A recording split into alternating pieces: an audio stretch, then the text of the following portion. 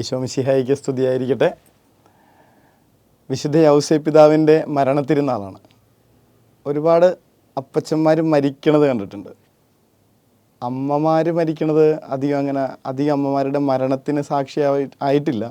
പക്ഷെ ഒരുപാട് അപ്പച്ചന്മാരുടെ മരണത്തിന് സാക്ഷിയായിട്ടുണ്ട്. ഇവരിങ്ങനെ മരിക്കുന്നതിന് തൊട്ട് മുൻപ് അല്ലെങ്കിൽ ഒരു ബോധത്തിലേക്കൊക്കെ വരുന്നൊരു സമയമുണ്ട് അവസാനം.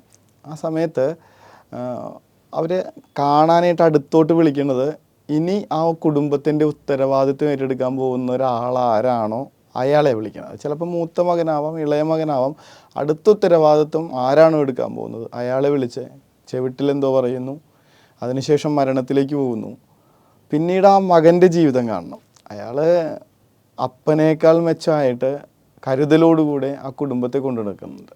ഇത്രയും നാൾ എങ്ങനെയായിരുന്നു എന്നുള്ളതല്ല, നേരെ മറിച്ച് ഇങ്ങനെ അപ്പൻ അയാളിൽ ആവേശിച്ചതുപോലുള്ള ഒരു ജീവിതമാണ് പിന്നീട് അയാൾ ജീവിച്ചുകൊണ്ടിരിക്കുന്നത്.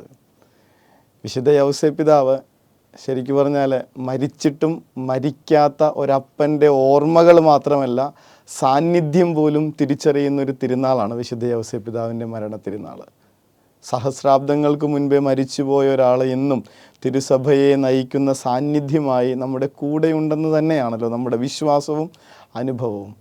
2021 പരിശുദ്ധ പാപ്പ വിശുദ്ധ യൗസേ പിതാവിൻ്റെ വർഷമായിട്ട് പ്രഖ്യാപിക്കുന്ന ദിവസത്തിൻ്റെ തലേ ദിവസം, എങ്ങനെ പ്രഖ്യാപിക്കുമെന്നുള്ള ഒരു അറിവൊന്നുമില്ല, തലേ ദിവസം ഒരു പയ്യൻ നമ്മൾക്ക് ഒരു ഗിഫ്റ്റ് കൊണ്ടുവന്നായിരുന്നു. അവൻ വരച്ച ഒരു പിക്ചറാണ്. അതിനകത്ത് ഈശോ ഗെത്സെമൻ തോട്ടത്തിൽ ഒരു മാലാഖയുടെ തോളിൽ ചാരി ഇങ്ങനെ തളർന്ന് കിടക്കുന്നൊരു ഒരു പടം മിക്കവാറും നമ്മളെല്ലാവരും കണ്ടിട്ടുണ്ടാവും. പക്ഷേ ആ പടത്തിനൊരു ഇവൻ കൊണ്ടുവന്ന പടത്തിനൊരു പ്രത്യേകതയുണ്ട്. ആ മാലാഖയുടെ മുഖത്തിന് വിശുദ്ധ യൗസേ പിതാവിൻ്റെ മുഖമാണ് ഇവൻ വരച്ചു വെച്ചേക്കണേ. എന്നിട്ട് ഒരു തലക്കെട്ടും കൊടുത്തിട്ടുണ്ട്, മൈ ഏഞ്ചൽ ഡാഡി, എൻ്റെ മാലാഖയപ്പൻ. 10ാമത്തെ വയസ്സിൽ അപ്പൻ നഷ്ടപ്പെട്ടു പോയ ഒരു 16 വയസ്സുകാരൻ ഈ ഗെത്സെമൻ തോട്ടത്തിലെ മാലാഖയ്ക്ക് വിശുദ്ധ യൗസേ പിതാവിൻ്റെ മുഖം വരച്ചു ചേർത്തതിൽ നമുക്ക് മനസ്സിലാക്കാവുന്ന ഒറ്റ കാര്യമുള്ളൂ. അവൻ തന്നെ വിട്ടുപോയി എന്ന് എല്ലാവരും കരുതുന്ന ഒരപ്പൻ തൻ്റെ കൂടെ മാലാഖയായിട്ട് ഒപ്പമുണ്ടെന്നുള്ളൊരു ഏറ്റുപറച്ചിൽ. ശരിക്കും അങ്ങനെ തന്നെയാണ്. യൗസേ പിതാവിന് അങ്ങനെ ഈശോയെ വിട്ടുകളയാനൊന്നും പറ്റില്ലല്ലോ. ഹെറോദേസിൻ്റെ ക്രൂരതയിൽ നിന്ന്, അർക്കലാവൂസിൻ്റെ ക്രൗര്യത്തിൽ നിന്ന്, ചക്രവർത്തിമാരുടെ കൊല്ലാനുള്ള അന്വേഷണത്തിൽ നിന്ന് സ്വന്തം ജീവൻ പണയം വെച്ച് രക്ഷിച്ചെടുത്ത ഈ കുഞ്ഞ് തോട്ടത്തിലിരുന്ന് രക്തം വിയർക്കുമ്പോൾ ജോസഫിന് ഒരു മാലാഖയായിട്ടെങ്കിലും കൂടെ വന്നല്ലേ പറ്റുള്ളൂ. My Angel daddy. വിശുദ്ധ യൗസേ പിതാവിൻ്റെ മരണത്തിരുന്നാൾ മരിച്ചുപോയൊരപ്പനെക്കുറിച്ചുള്ള ഓർമ്മയല്ല, മരിച്ചിട്ടും തൻ്റെ കുഞ്ഞിനെ വിട്ടുകളയാതെ ചേർത്ത് പിടിക്കുന്ന അപ്പന്മാരുടെ ഓർമ്മയാണ്. നല്ല അനുഭവമുണ്ട്. അപ്പം മരിച്ചു പോയിട്ട് കാലങ്ങൾ ഒരുപാടായി. തിയോളജി പഠിക്കാൻ കയറുന്നതിന് മുന്നായിരുന്നു. പക്ഷേ അന്ന് മുതൽ ഇന്ന് വരെയും എന്തെങ്കിലും പ്രയാസം വരുമ്പോൾ, ഒറ്റയ്ക്കാണെന്ന് തോന്നുമ്പോൾ ഇങ്ങനെ ചേർത്ത് പിടിക്കുന്ന ഒരു അനുഭവമായിട്ട് അപ്പൻ ഇപ്പോഴും ഒപ്പമുള്ളത് കൊണ്ടുള്ള അനുഭവങ്ങൾ ഒരുപാടുള്ളത് കൊണ്ടാണ് ഇത് ഉറപ്പിച്ച് പറയണേ. നമ്മൾ ആമേൻ എന്ന് പറഞ്ഞൊരു സിനിമ കണ്ടിട്ടുണ്ടാവും. വളരെ കൃത്യമായിട്ട് റിലേറ്റ് ചെയ്യാൻ പറ്റുന്നൊരു സീനായതുകൊണ്ടാണ് പറയണേ.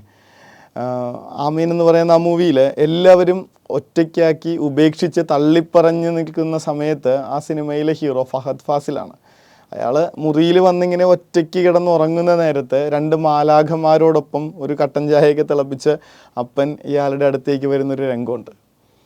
എന്നിട്ടൊന്ന് മോട്ടിവേറ്റ് ചെയ്തൊക്കെ വിടുന്നുണ്ട്.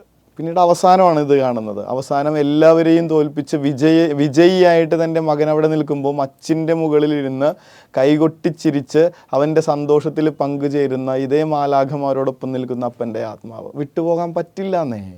മരിച്ചുപോയെന്ന് കരുതി ഒരപ്പനും തൻ്റെ മക്കളെ വിട്ടുപോകാനായിട്ട് പറ്റില്ല. കുമ്പളങ്ങി നൈറ്റ്സ് എന്ന് പറയുന്ന ഒരു സിനിമയിലെ മനോഹരമായിട്ടുള്ളൊരു പാട്ടുണ്ട്, അധികം ശ്രദ്ധിച്ചിട്ടില്ലാത്ത വരികൾ. മകനെ ഞാനുണ്ടരികത്തായി ഒരു കാണാ കണ്ണോട്ടമായി, മകനെ ഞാനുണ്ടകലത്തൊരു കാവൽ മാലാഖയായി.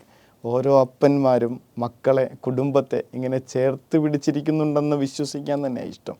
കാരണം അത്രയ്ക്ക് മരിച്ച് അവർ ജീവിച്ചത് ആ കുടുംബത്തിന് വേണ്ടിയിട്ടാണെങ്കിൽ മരിച്ചു കഴിഞ്ഞിട്ടും അവർക്കത് വിട്ടുപോകാൻ പറ്റില്ല. ആ അനുഭവങ്ങളിലൂടെ കടന്നു പോകുന്ന എത്ര മക്കളെ കാണണം നിങ്ങൾക്ക്. വിശുദ്ധ യൗസേ പിതാവ് ഈശോയുടെ ജീവിതത്തിൽ മരിച്ചു പോയിട്ടും ഒരിക്കലും മരിക്കാത്ത സാന്നിധ്യവും കരുത്തുമായിട്ട് കൂടെ നിന്ന ഓരോർമ്മയാണ്. ആ ഓർമ്മ തിരുനാളിൻ്റെ, ആ മരണ തിരുനാളിൻ്റെ എല്ലാവിധ അനുഗ്രഹങ്ങളും നേരാണ്. പറഞ്ഞല്ലോ, ഇത് വെറുതെ മരിച്ചു പോകാത്ത ഓർമ്മയുടെ മാത്രം തിരുനാളല്ല, നേരെ മറിച്ച് നമ്മൾ അനുഭവിച്ചു കൊണ്ടിരിക്കുന്ന, ഇപ്പോഴും ജീവനോടുകൂടിയിരിക്കുന്ന ഒരു സാന്നിധ്യത്തിൻ്റെ ഓർമ്മയാണ് ജോസഫ് എന്ന് പറയുന്നത്. ഈ കത്തോലിക്ക സഭയെ മുഴുവൻ നയിച്ചു കൊണ്ടിരിക്കുന്ന, ചേർത്ത് പിടിച്ച് കൂടെ നടക്കുന്ന പവിത്രമായ ഒരു സാന്നിധ്യത്തിൻ്റെ ഓർമ്മ. ഒരിക്കലും മരണമില്ലാത്ത ഈ ഒരു അപ്പൻ്റെ മരണത്തിരുനാളിൻ്റെ കൂട്ടുനടക്കലിൻ്റെ എല്ലാവിധ ആശംസകളും പ്രാർത്ഥനകളും സന്തോഷവും സ്നേഹവും എല്ലാവർക്കും നേരുന്നു. ഈശോ അനുഗ്രഹിക്കട്ടെ.